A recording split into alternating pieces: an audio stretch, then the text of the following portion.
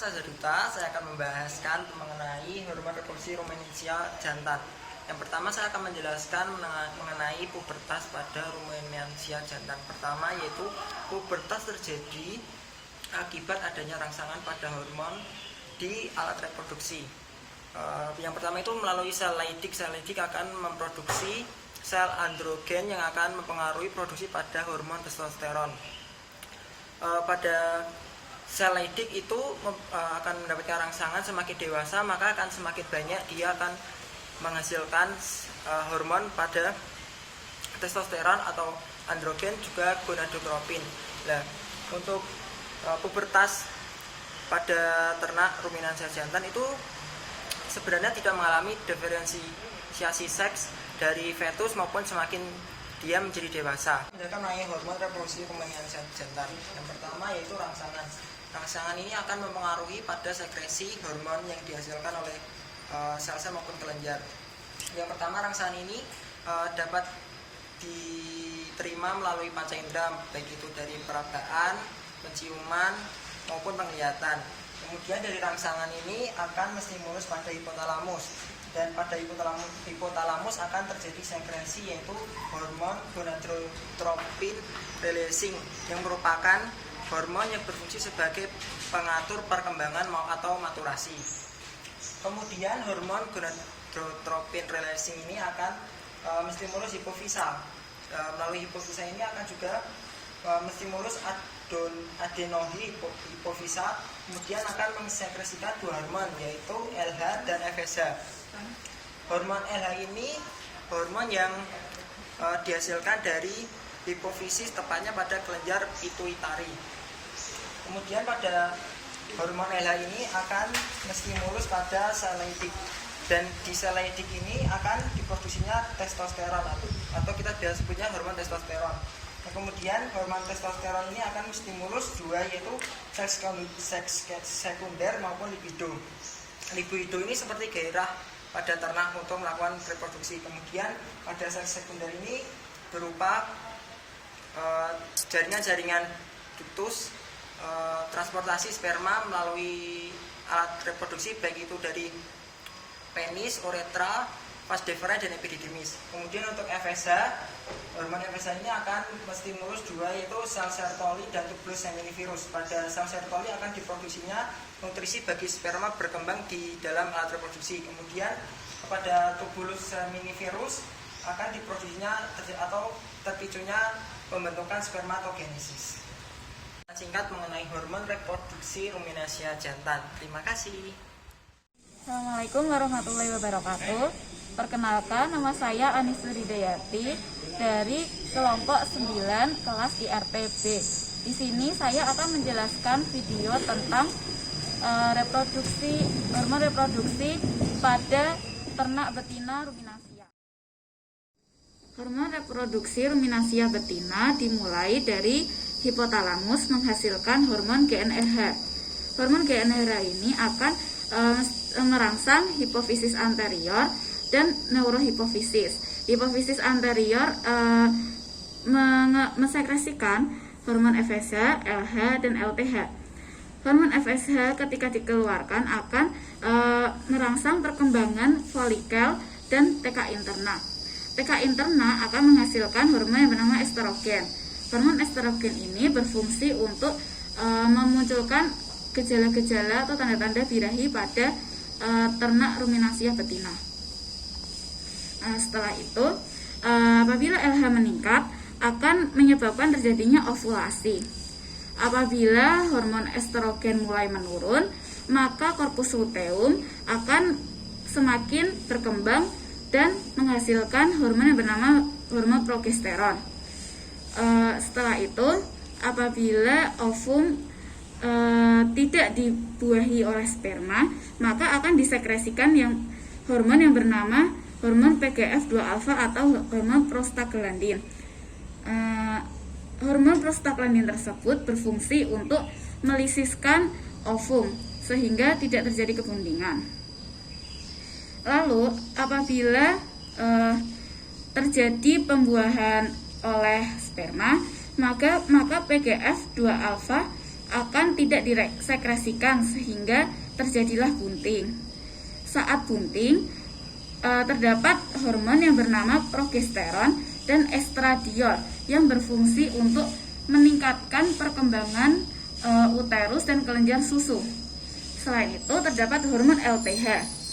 Hormon ini berfungsi untuk meningkatkan produksi susu dan mempertahankan sekresi hormon progesteron. Setelah itu terjadilah kebuntingan fetus. Fetus akan mensekresikan hormon yang bernama ACTH yang berasal dari adenohipofisis pada fetus. ACTH ini merangsang pertumbuhan atau sekresi hormon kortisol pada dinding uterus. Akibat dari peningkatan hormon kortisol ini, maka disekresikannya hormon prostaglandin yang berfungsi untuk kontraksi miometrium pada saat hormon estrogen meningkat dan hormon progesteronnya turun, yang disebabkan oleh plasenta. Akibat dari estrogen yang meningkat dan progesteron yang turun, daur endometrium yang ada di uterus akan mengalami perubahan. Setelah itu, PGF2 alfa juga berperan dalam perelaksasian oksitosin dan hormon relaksin yang ada pada neurohipofisis. Setelah itu, oksitosin berfungsi untuk kontraksi uterus, dan hormon relaksin bersama hormon prostaglandin akan melonggarkan serviks. Akibat pelonggaran serviks dan perubahan daur endometrium, maka akan terjadi partus. Sekian, terima kasih.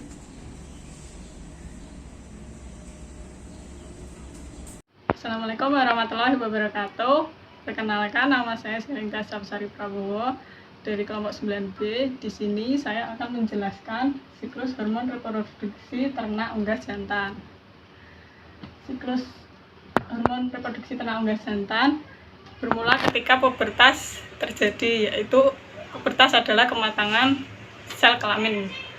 Nah, itu ditandai dengan diterimanya rangsangan berupa suara ataupun sentuhan yang didapat dari unggas jantan.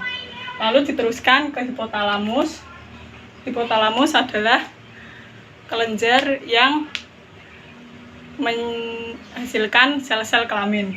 Lalu hipotalamus akan mulai mensekresikan GnRH atau gonadotropin releasing hormone yang akan merangsang hipofisa dan diteruskan ke adenohipofisa. Adenohipofisa akan menyekresikan dua hormon, yaitu FSH dan LH. Hormon FSH adalah hormon follicle stimulating hormone yang terbagi menjadi dua jalur, yaitu menghasilkan sel Sertoli yang menghasilkan ABP yang akan memberi nutrisi, menunjang, dan memberi perlindungan kepada sperma. Lalu FSH juga akan melakukan spermatogenesis yang terjadi di tubulus spiniferus, yaitu salah satu bagian pada testis. Adenohipofisa juga akan menyekresikan hormon LH, yaitu hormon luteinizing hormone yang menyekresikan sel Leydig. Lalu sel Leydig akan menyekresikan testosteron yang juga akan bekerja pada spermatogenesis. Hormon testosteron juga akan menentukan dari karakteristik dan sifat-sifat kelamin sekunder. Sekian penjelasan dari saya. Nama saya Jelita Indahapsari. Di sini saya akan menjelaskan mengenai siklus hormon reproduksi ternak unggas betina. Siklus ini dimulai dengan adanya pubertas atau dewasa kelamin yang biasanya ditandai dengan fase estrus dan ovulasi. Bermula dari adanya rangsangan yang akan ditangkap oleh hipotalamus dan memicu adanya sekresi GnRH, kemudian diteruskan ke hipofisa. Hipofisa sendiri terdiri dari dua, yaitu adenohipofisa dan neurohipofisa. Pada adenohipofisa akan mensekresikan 3 hormon, yaitu FSH, LTH, dan LH. FSH berperan dalam peningkatan kalsium, protein, dan lemak pada pembentukan telur, serta berperan dalam pembentukan folikel ovarium yang di dalamnya terdapat TK interna sebagai pensekresi estrogen. Adanya sekresi estrogen ini akan memunculkan fase estrus pada ternak betina serta menstimulasi LH untuk disekresikan oleh adenohipofisa. Hal ini mengakibatkan estrogen menurun dan LH meningkat sehingga ovulasi pelepasan milk terjadi.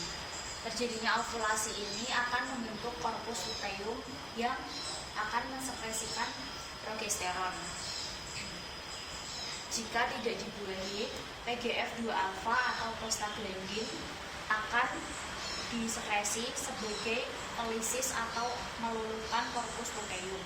Sebaliknya, jika dibuahi, prostaglandin tidak akan disekresi sehingga korpus luteum tetap bertahan dan progesteron meningkat. Progesteron sendiri berfungsi sebagai penjaga saluran telur agar tetap baik. Kemudian ada neurohipofisa. Neurohipofisa akan mensekresi oksitosin yang berperan memberikan kontraksi pada uterus sehingga telur dapat keluar. Setelah telur keluar, sifat alamiah pada ayam yaitu mengerami telurnya. Sifat ini didapat dari salah satu hormon yang disekresi oleh adenohipofisa yaitu LTH. Sekian penjelasan mengenai siklus hormon reproduksi ternak unggas betina dari saya. Terima kasih. Kesimpulan dari praktikum ilmu reproduksi ternak ini, masing-masing ternak memiliki organ reproduksi dan fungsi yang berbeda, serta memiliki hormon yang dapat mempengaruhi siklus reproduksi pada ternak ruminansia, jantan maupun betina, serta unggas jantan dan betina.